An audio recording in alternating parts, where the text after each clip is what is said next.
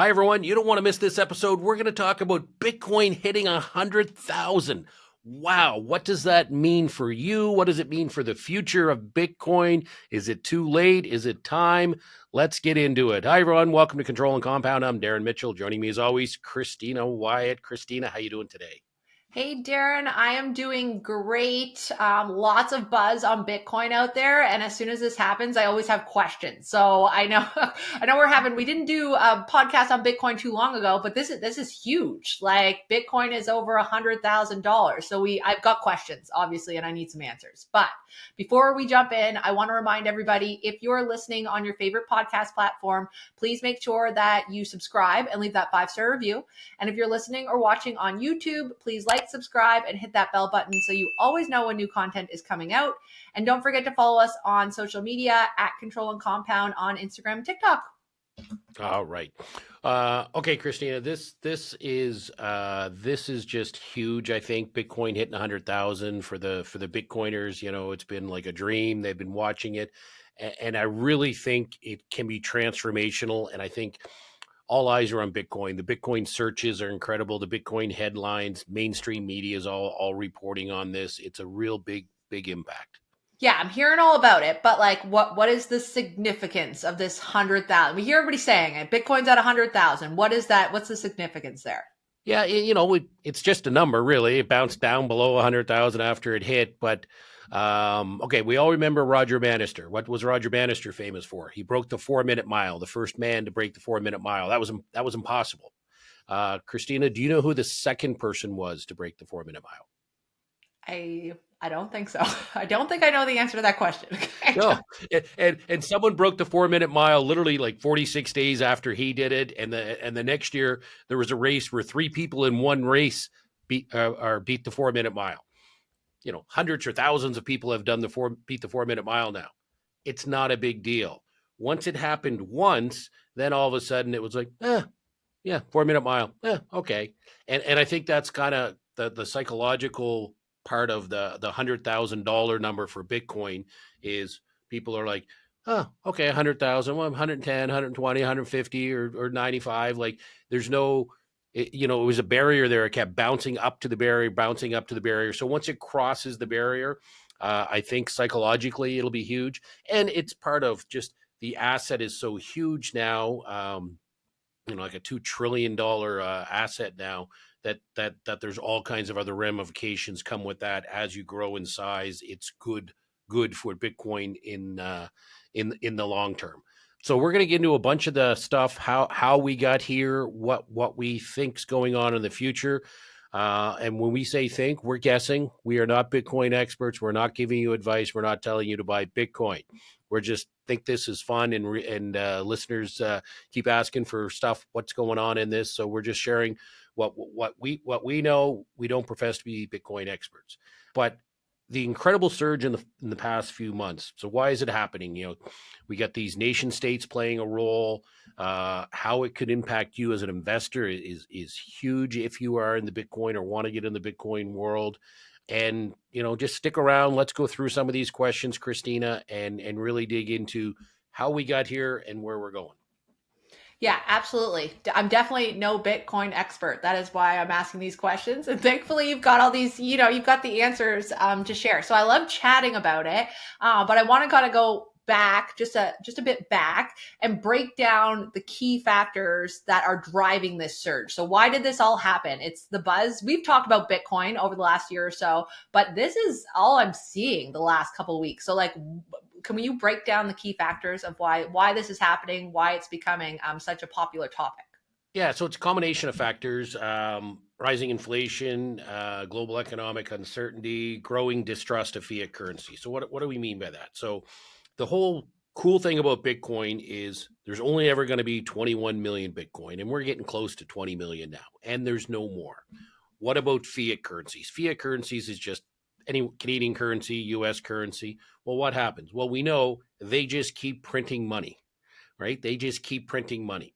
It devalues the dollar as you print more. I think if the government tomorrow decided to print twice as many dollars as there's out in circulation today, well, in theory, the dollar should drop in half. So people are worried about these countries like ours, like the United States, like a lot of Western countries, going into massive debt, and what that's going to do to devalue the currency. So people are looking for a safe haven, and they kind of like this safe haven. Some people like this safe haven of Bitcoin, saying, okay, I know they can't keep printing Bitcoin. There's only going to be 21 million.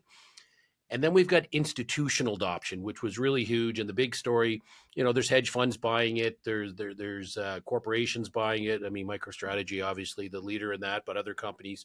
But really, that ETF in early 2024, that was transformational because that allowed the institutions to buy it easily. It allowed individuals to buy it easy.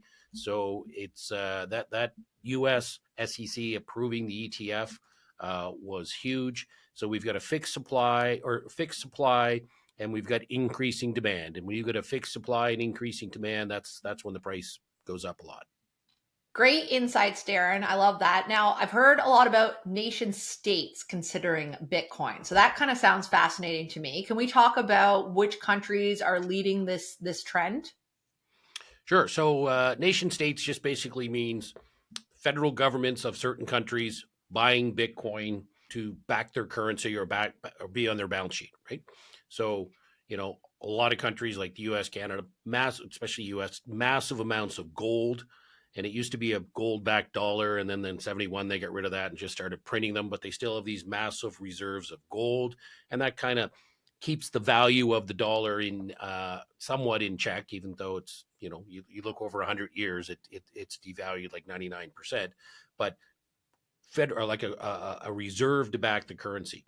So in the U.S. now, there's a lot of talk about Bitcoin being a reserve asset. So there's a senator, what was her name? Cynthia Loomis. She proposed an amendment or a law last year saying we should have the U.S. should have Bitcoin as a strategic reserve. Well, that wasn't going to happen last year because Joe Biden and the SEC chair weren't big on crypto, so it didn't go anywhere. Well, now, there's a possibility something like that could happen. So the U.S. is definitely leading the charge. Russia, Putin recently talked openly about Bitcoin being, basically the future, using it for foreign reserves. And then El Salvador was the first country that actually went to the Bitcoin reserve. I think 2021 they went to the Bitcoin reserve, and they bought a massive amount of Bitcoin, and El Salvador has been transformed in that time, not just through the Bitcoin reserve. So we've got these countries. So if you think of, there's only 21 million Bitcoin. If the U.S. government starts buying massive amounts of Bitcoin, what's going to happen? Well, now it's going to be, or even the U.S. government says they're thinking of buying Bitcoin as a reserve. Well, now we got FOMO, we got fear of missing out. So, what countries in the Middle East right now are looking at buying Bitcoin or are buying Bitcoin and haven't told anyone? What other countries out there are saying, well, we got to get ahead of this because if the U.S. buys Bitcoin, they're going to be buying massive amounts of Bitcoin because of the size of their government and an economy. What's that going to do to the price of Bitcoin? Well, in theory, again, limited supply, massive amounts being bought, it's going to drive the price up. So you could have these nations in 2025, 2026 saying, we're going to buy, billions of dollars of Bitcoin. And if countries start buying Bitcoin, well, we thought institutions were a big deal. We thought the ETF was a big deal. If nations start buying Bitcoin, that's going to drive the price up. That's huge. And you mentioned the U.S.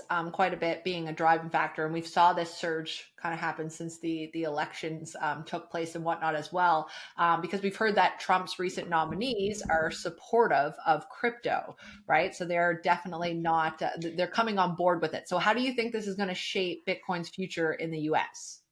Yeah. So again, the Bitcoin world transformational. Trump spoke at the Bitcoin conference last year in Nashville when he was running for president, and he said a couple things. He said, "Never sell your Bitcoin," and he talked about perhaps a strategic reserve. He didn't commit to it, but he talked about it. So that got people really excited. And then he was elected, and now he's making nominees for all these different positions, and just about everyone he's put into these positions that are going to affect the future of Bitcoin have been crypto friendly. Okay, so the latest one was really big. Paul Atkins, he was nominated to be the SEC chair, so Securities and Exchange Commission. So you remember the Securities and Exchange Commission finally approved Bitcoin ETF in February 2024. Okay. Now, is Canada thought of being a leader in innovation from the government perspective and being, just an absolute right out there on the leading edge of doing pro business stuff? Not really. Well, it was 3 years earlier that the Canadian government approved a Bitcoin ETF, or the first Bitcoin ETF started in Canada in 2021. So you think of that. The US was 3 years behind Canada in approving an ETF. So the former or the current SEC chair that is resigning on the day Trump takes office was considered anti-crypto. Didn't like it. Was all kinds of challenges against it and lawsuits against it. So this new guy, Paul Atkins, not only is he hugely respected in the traditional market sense, he comes from the traditional Wall Street guys, but he's also pro Bitcoin.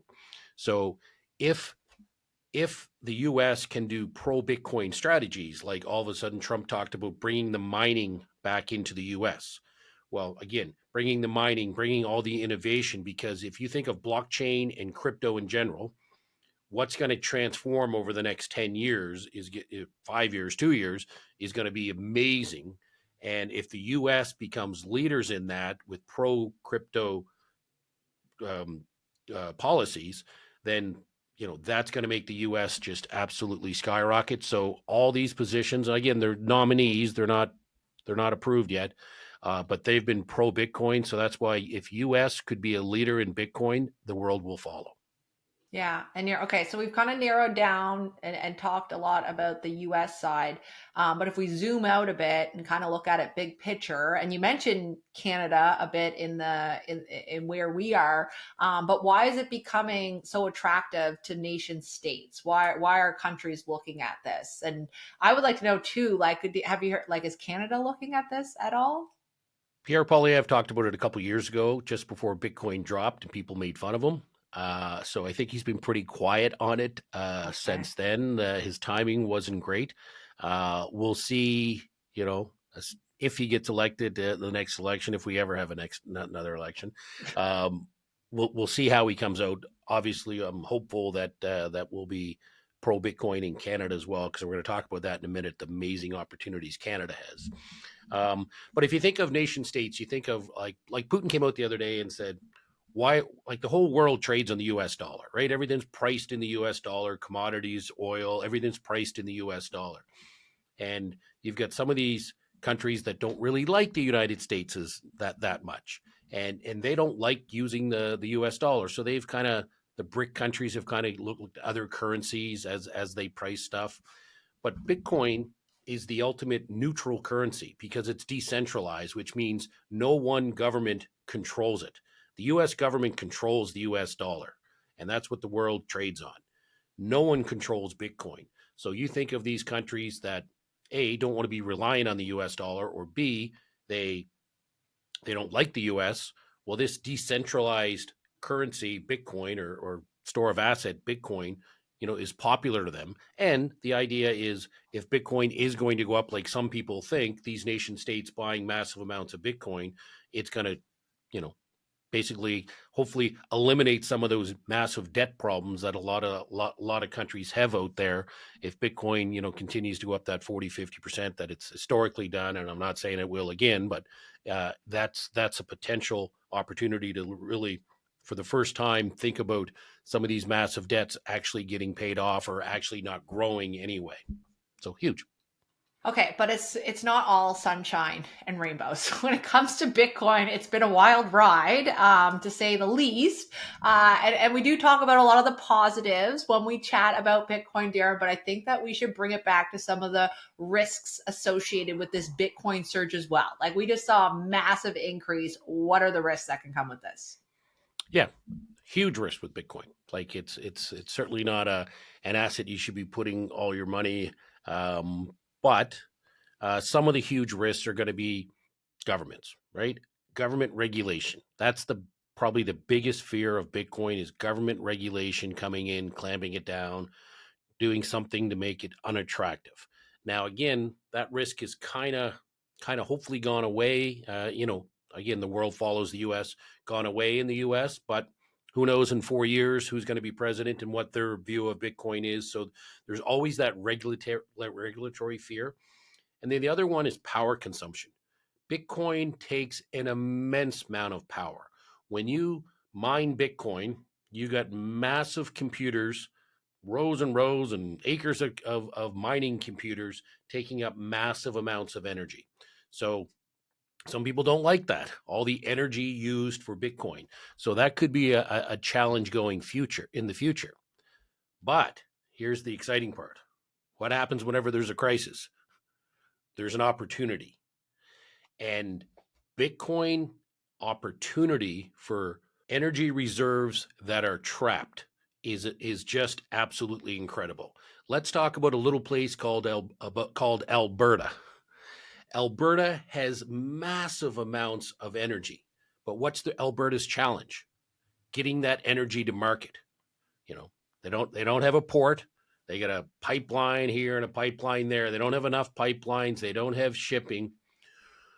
Well, what if you could set up Bitcoin mining in Alberta where the energy is, so you don't have to transport it anyway? You can literally turn Bitcoin into energy into Bitcoin, and then that can electronically go anywhere in the world and buy more energy, buy more products, buy thwhatever.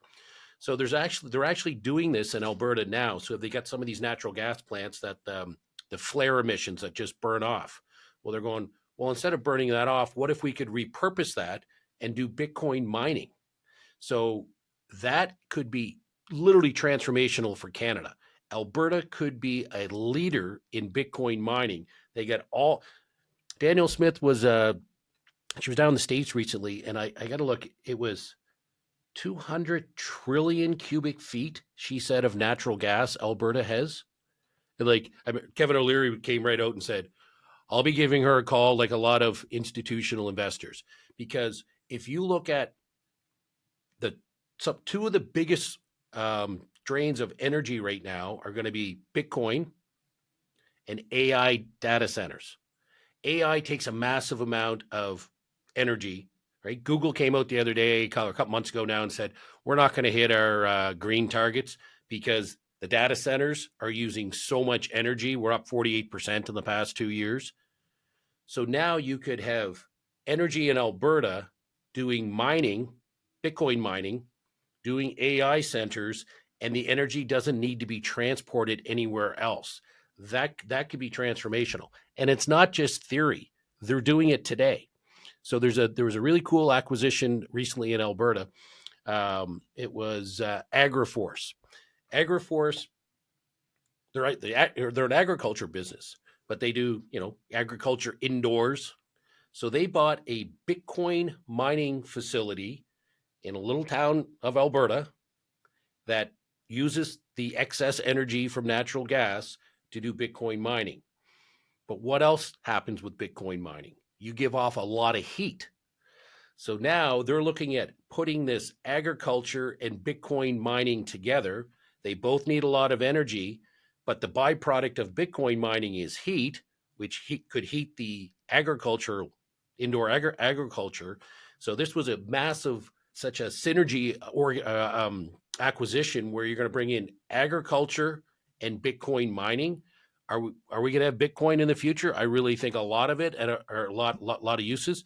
Are we going to need food in the future? Yeah. If we can use low cost energy without transporting it through transmission lines and all across the country and pipelines and shipping, environmental accidents, all that, like Alberta could be an absolute leader in some of this stuff for this trapped energy. If the government gets out of the way. Okay, so again, hopefully that it's in Alberta and doesn't need to leave Alberta. The federal government can have less impact on abusing that, not allowing it. But it just totally makes sense, because even from an environmental standpoint, like, the energy doesn't need to go anywhere. Why would you put a Bitcoin mine, in wherever, where it has to go through transmission lines and burn coal or oil or natural gas, whatever you get, to get it there, ship it, pipeline, truck it? No. It's just right there where the energy is actually produced. So I think Alberta could just be an absolute powerhouse in a couple industries because of the natural resources Canada has, if the government will allow us to use them. That is so interesting. Like something that you would not think, you wouldn't tie Bitcoin to it, right? Because not everybody's thinking about where that Bitcoin comes from when they're doing the mining and the resources that they need to be able to do it. And for a province like Alberta that is very dependent on oil, to have something like that happen. So is Danielle Smith talking about like how is she pro this Bitcoin? I don't know, what's her stance on it. Yeah, I'm not sure. I would guess she'd be pro. I know some Bitcoin mines have been fined, but Bitcoin mining facilities have been fined because some noise or they didn't get approvals before they started using the surplus energy. But I think that's hopefully noise that can be worked out.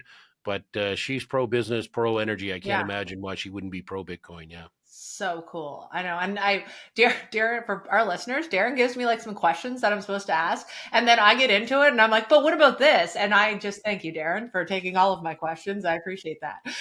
Okay. So, what does this mean for our listeners? Because I know for our listeners out there, what do you think if you're thinking about investing in Bitcoin, if you're in Bitcoin, but like really didn't put all these pieces together? Because Darren, you just threw a lot of things out there and how it's impacting different sectors as well. But for our listeners, thinking about it, what does it mean? What does all this mean to them? Can we tie it together? Yeah, it means I think there's opportunity and there's caution. Like those are the two things you got to balance. But one of the if you listen to like Anthony Papolino, Michael Saylor's my favorite. Anything Michael Saylor does. Michael Saylor actually did a presentation to the Microsoft board of directors, encouraging them at the next meeting to vote to put Bitcoin on their balance sheet. Like he's Michael Saylor. You can watch that on YouTube. You can watch his. He gave a speech at the last Bitcoin conference where he walked through Bitcoin. Phenomenal. But they all say you've got to spend 100 hours before you really get Bitcoin. 100 hours of education. So there's a great book. The Bitcoin Standard was the first book that came out. A bunch of Michael Saylor interviews. There's all kinds of stuff, free resources or very inexpensive books that you can learn about Bitcoin. So my biggest takeaway or my biggest advice is, if you think this could be the future, you owe it to yourself to spend a little time doing your own due diligence, doing your own investing. Don't listen to me. Don't listen to the guy on YouTube. Investigate it for yourself and just see if it may make sense for you. That being said, could Bitcoin go to zero? Possibly. So, it's not throw all your money at it, but a lot of people are looking at, can I put a small portion of my portfolio there or start saving there? And it's a generational thing, Christina. Like you may not have buy-in from the 50 plus market. When I talk to, people 50 plus, I was I was at my business coach place there in Toronto recently, and a bunch of, entrepreneurs in their 50s. I don't get it. It's not real. I can't feel it. I can't, I like a building or a land and that's cool. You're not going to have that same pushback when you talk to somebody in their 20s and 30s and maybe even 40s, or not as much. And who's going to be running the world in 20 years? So who's going to be accepting Bitcoin in 20 years? Well, the guys that are in their 20s now are going to be running these financial firms in the next, 20, 30 years. So you owe it to yourself to at least investigate, and then you make the decision whether it makes sense for you or not. Yeah, which is exactly why we do these podcasts on Bitcoin, right? We're taking the time to learn it, and we always like sharing what we're learning as we're learning it and going through it. So, Darren, this has been super insightful for us. I really appreciate it. I think we've covered a lot of ground. So we talked about the nation states adopting Bitcoin. We talked about Trump's nominee's role in Bitcoin, risks, all of those things. Are there any final thoughts for our listeners that you want to share before we kind of wrap up? I just want to say, you owe it to yourself to do a little investigation. It's not for everyone. Maybe it's not for you, but it's fun to watch. We've got the it's always in the news now. And just from a knowledge standpoint, invest some time, invest in yourself to learn about this. If it's for you, cool. If it's not, but anyway, that's kind of the overview. If listeners want to hear something specific about Bitcoin or some other financial vehicle that's out there in the market, we're happy to do podcasts on what people are looking for. So we encourage you to reach out. But that's it for today, Christina. I just want to say, investigate Bitcoin. Keep watching it. It's fun to watch. All right, everybody. Thanks for watching. Thanks for listening. Have an awesome day. Thanks for watching this episode of Control and Compound. Don't forget to subscribe and hit that bell button so you never miss a new episode. And if you're ready to learn more, head to our website, controlandcompound.com. The link's below.